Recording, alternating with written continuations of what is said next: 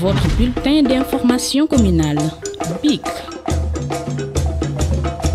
Par rapport à l'unité, comment nous allons nous y prendre.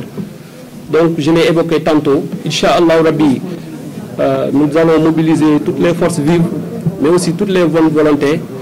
que l'on pourra mettre à contribution pour ramener tout le monde à la raison, pour ne pas dire à l'essentiel. Donc, Inch'Allah Rabbi, nous allons faire le déplacement pour aller rencontrer tous les leaders de la majorité, grande majorité présidentielle, et sans exception, Inch'Allah. Donc, c'était la question de Alassane. Il a demandé si la déclaration ne va pas attiser l'attention. Je ne le pense pas, parce que nous sommes là déjà comme bouclier, mais surtout en sentinelle de la démocratie. Parce que nous ne devons pas accepter qu'une seule personne,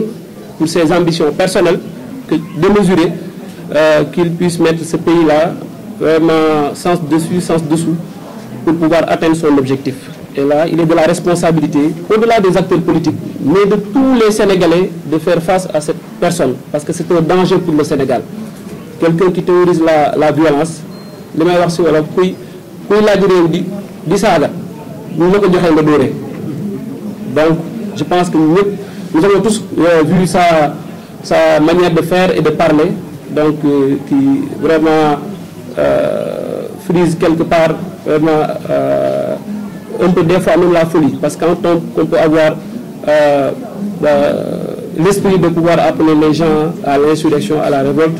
Je pense que ce n'est pas du tout normal. Et il faut qu'il y ait des sentinelles de la démocratie, et nous nous érigeons en sentinelles de la démocratie et en bouclier du chef de l'État, parce qu'il a été très bien élu par les Sénégalais. On doit le laisser gouverner tranquillement et donner les résultats et créer les conditions d'un Sénégal émergent et prospère. Donc, pour mon ami Nanko, qui parle de la contestation du leadership du maire Timbo, donc je pense que dans toute organisation, forcément il y a des tensions, il y a des contradictions. Et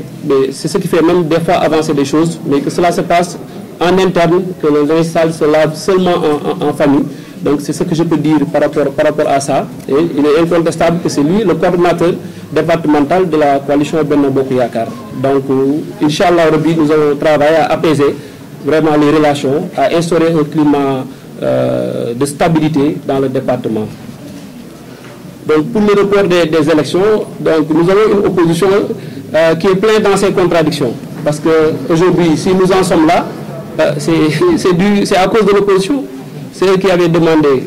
l'audit du fichier, qu'on a audité plusieurs fois. Deuxièmement, l'évaluation du processus électoral, mais il y a des délais incompressibles. Donc, fondamentalement, si nous voulons aller à la fin de ce processus, il faudra forcément aller vraiment vers un autre report des élections, à une date qui permettra de pouvoir vider, et de manière claire, pour qu'il n'y ait pas aussi de contestation à l'issue de ces élections. Donc, moi, c'est mon point de vue, et c'est l'opposition qui a demandé l'audit du fichier et l'évaluation du processus électoral, qui a eu pour conséquence le report des élections. Donc l'opposition est entièrement responsable et uniquement responsable de cette situation. Donc par rapport au dialogue, je pense que c'est un dialogue ouvert par le président, parce que c'est lui qui définit la politique de la nation, article 40 de la Constitution, lui seul. Donc s'il décide d'associer les uns et les autres, donc je pense que tout le monde devrait le prendre positivement. Donc essayer d'apporter aussi, eux aussi, parce qu'ils ont un autre point de vue de la gestion que nous sommes en train de faire, et d'avoir ce cocktail-là qui pourra nous permettre de pouvoir avancer avec les idées de tout le monde, prendre en compte les préoccupations et les besoins des minorités, donc de cette minorité qui est toujours l'opposition, parce que demeure toujours majoritaire et largement dans tout le Sénégal. Donc, par rapport à la question de Serigne Babacar, est-ce que Macky a... Bon, vous savez, l'exercice du pouvoir est très très compliqué. Donc, le président a beaucoup fait pour Pikine en termes de réalisation, le stade Alassane Djigo, l'arène nationale, et beaucoup, voilà, la voirie, la grande mosquée, le projet pour syndicats, l'assainissement, le programme des 10 villes, énormément de projets, énormément, mais ce n'est jamais suffisant. parce que nous tous nous comprenons les difficultés que nous vivons au quotidien en tant que pays en voie de développement, où voilà, toutes les conditions ne sont pas réunies pour permettre à chacun de pouvoir vraiment avoir le maximum dont il a besoin, peut-être pour vivre aussi dans d'excellentes conditions. Mais nous continuons à nous battre parce que ce bébé-là qu'on a mis au monde, nous avons l'obligation de le protéger. Et l'Alliance pour la République, la coalition Benno Bokk Yakaar, c'est vraiment notre bébé que nous devons véritablement protéger. Inch'Allah, nous le ferons. Donc pour la question de Moussa Thiam, c'est à peu près la même. Donc nous allons vraiment essayer aussi de rencontrer tous les frustrés, parce qu'il y en a forcément. Donc de pouvoir les écouter, avoir une faculté d'écoute et remonter leurs préoccupations au coordinateur, mais aussi au président de la République, pour qu'on essaie vraiment de trouver des solutions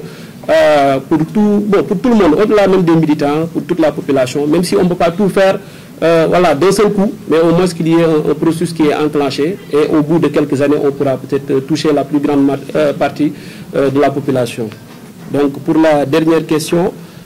pour la question de Birame. Donc Birame, il n'y a personne qui est exclu, ni APR active, ni APR, ni APR, parce qu'ils sont nombreux. Donc nous allons fédérer toutes les énergies, la synergie des forces. Nous voulons une parfaite symbiose de tous les responsables vers un seul objectif, l'objectif commun. C'est d'accompagner le président pour qu'il puisse réussir son mandat. Et c'est important. Si le président Macky Sall réussit son mandat, c'est tout le Sénégal qui va y gagner. Donc c'est ça notre ambition. Maintenant ko ci wolof donc ci bi njëkk ci Alassane bi mu laaj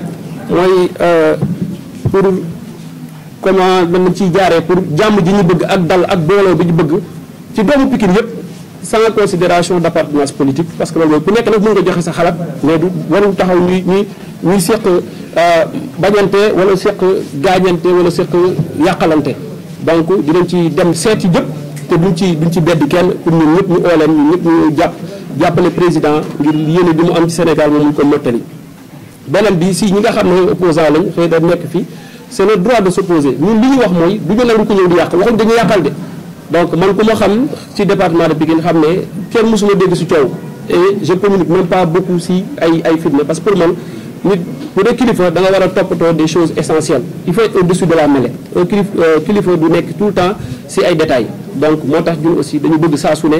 buy ay coow di am rek kenn bañ ñu ci dégg. Donc loolu aussi mais nag li nga xam ne war ñu ko nangu kenn waru toog ñuy seetaan li xewal fii ci fan yee mujj ñuy rey ay doomu aadama di dajji ay magasin wu jàmbur yoo xam ne ay bitim réew mi wala ñoom ñu dëkk ci réew mi ak di dugg si ay këru jàmbur di ko taal loolu waruñu ko nangu si benn dëkk.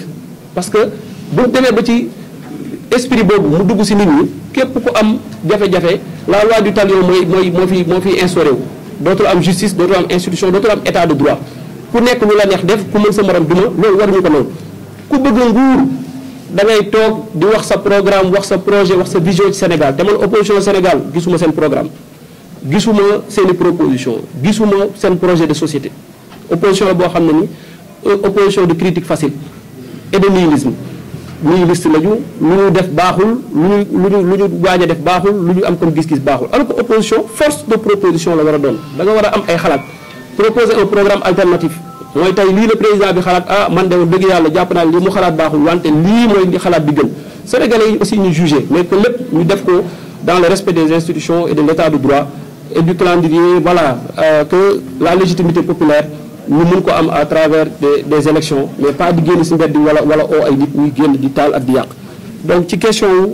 département bi le maire Ablaye Thibou c'est le coordinateur départemental donc loolu ñëpp nangu nañ ko mais ay jafe-jafe am na donc bu amee nag ñëpp ñi nga xam ne dañ ko séq dañu war a jël seen responsabilité parce que ñun ñëpp ay magu jëmm lañu dañu jóg di ànd di politique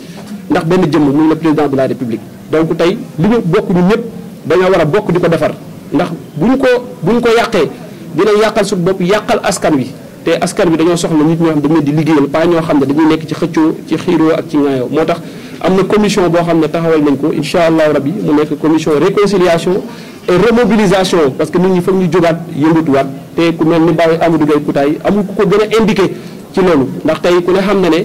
Alliance pour la République fii ci département de Pikine këram la juddoo néegam la juddoo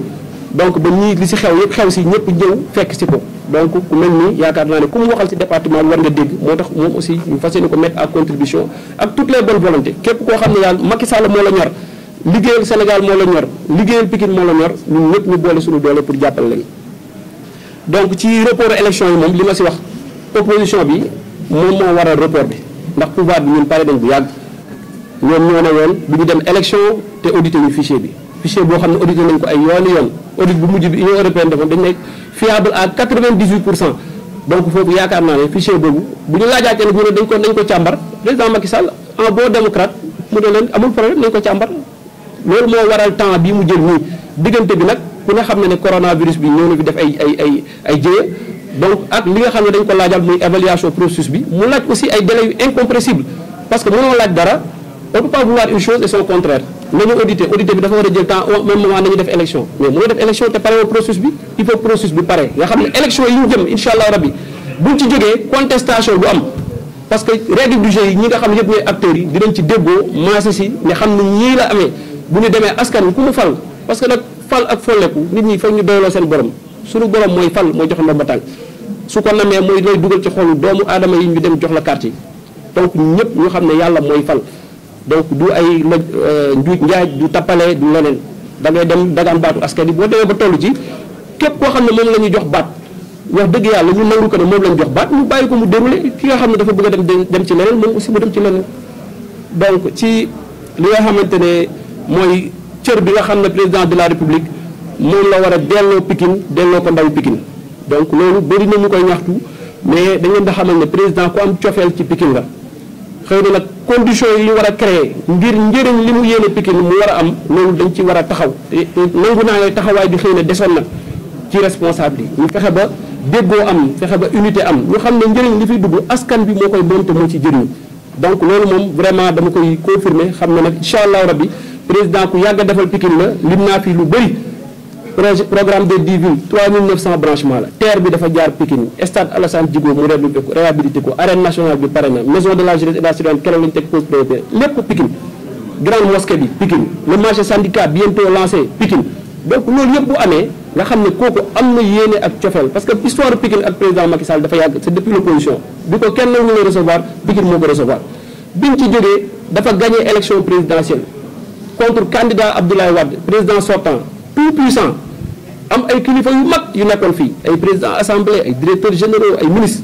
Pikine waaye ne Macky Sall ñun loolu lañ def seen baat ñooñu nag jàpp naa ne Macky Sall lu mu leen defal doy lu mu defal population Pikine doy mais nag ñu xam ne population Pikine aussi bëgg na leen am na fu mu leen teg te mu ngi leen di jàppale te nag dañ koy ñaan rek mu yokk ndax waaw góor da yokk ngóora kilifa su defee da ngay nangu li mu la defal ba pare ne ko nag dañu dolli waaw ndax yàlla sax nee sant ma dolli lay shakartum la zidannakum la wax mooy boo santee rek may dolli donc dañuy dëkkee président di sant li mu ñu defal di ko ñaan nag président nay dolli na dolli responsabilité yi dolli infrastructure yi dolli liggéeyu ndaw yi dolli formation yi dolli loolu dañu koy ñaan beneen bi ci Moussa li wax frustration militant c'est vrai un parti au pouvoir foog mu day am ay frustration mais dañu war a fexe mu néew maanaam nit bu amee lu ko naqari su fekkee déglu nga ko bu doon 100 la 99 yi dindi nga ko te loolu foog ñu gën ko yokk mooy suñu capacité d'écoute il faut que nit ñuy àndal ñu xam ne suñu naaw la leen gënuñu leen yàlla dogal xëy dañuy jiite leen mais gënuñu leen du njàng du xam-xam du xalaat du leneen yàlla mooy dogal ay cër te bu ko namee moom moo koy waajal boppam donc ñun dañu war a am taxawaayu fexe ba képp koo xam ne yaa ngi fi am lu la naqari ñu jege la déglu la suñu xamee li la naqari ñu xam ñu ciy defee saafara bu ñu mënul lépp ñu am lu ñu def ne la nag suba jeexul bu leneen amaatee ñu bàyyi la xel te loolu daal fas yéene nañ ci liggéey incha allahu rabbi plus d'écoute ci militants yi pour ñun ñëpp aussi ñu mun di jël en compte seen xalaat parce que benn xel rek doyul ci réew te ku nekk si réew mi am na xalaat boo xam ne nii pour man bu ñu ko dajalee rek xalaat yooyu mën na jur dara pour le Sénégal donc biroom wax na ci waa APR rouge ak tudd active léegi donc ñooñ APR active ak alternative ak bu mu ci mën a doon képp ku bokk daal ne président Macky Sall ngay jàppale boo yaboo toogal xaar dinañ ñëw seet si la dinañ la tàllal loxo pour ñu ànd liggéey pour l'intérêt exclusif du président de la République ndax bu lii yëpp amee ginnaaw yàlla dafa nekk président moom moo tax ci ñun donc ñun ñëpp bedduñu kenn bàyyiwuñu kenn excluruñu kenn ndax suñuy relation ak département de Pikine may nañu ko mais ñi ci nar a àndal aussi ay nit lañ ñoo xam ne suñu waxee ñëpp déglu leen ku mel ne Amadou Gueye Koutaay nii lépp ci këram la tàmbalee ba ñuy ñëw yëlaat yëpp ñëw fekk ko fa donc kooku nag ku mu waxal ci coalition bi yaakaar naa ne war nga ko may nopp te incha allahu rabbi ak yeneen bonne volonté ñoom ñëpp dinañ leen boole ci ay mag boole ci ay ndaw boole ci ay góor boole ci ay jigéen fexe ba nga xam ne commission boobu ñu tuddee réconciliation ak remobilisation mu nekk en marche dans le département ba nga xam ne nii fii ak ay yooyu néew ñu gis beneen taxawaay ci département de Pikine nga xam ne dootu fi dégg ay coow dootu fi dégg xëccoo dootu fi dégg xeexoo mais dañ fi dégg rek ay nit ñuy xalaat di proposer ndax Pikine ni ñu koy bëgg di présenter ñun dañu bëgg vraiment image boobu noonu mu jeex mooy image yu xëccoo coow ak déedéet Pikine ay borom xam-xam ñoo fi def Ousmane Sonko bii di dëkk Macky Sall ñun ñooy ay naataangoom te xëy na si kanam incha allahu rabbi dina xam ne am na beneen démarche bu bees boo xam ne bu waxatee du kii mi kooku moo ko war a tontu te mosu ko tontu mais ñi ko war a tontu ñoo nekk nii ay xale yoo xam ne ñoo leen mag te ëpp leen parcours incha allah donc loolu moo nekkoon suñuy kàddu di sant ñëpp di gërëm ñëpp di leen remercier ci seen teewaay.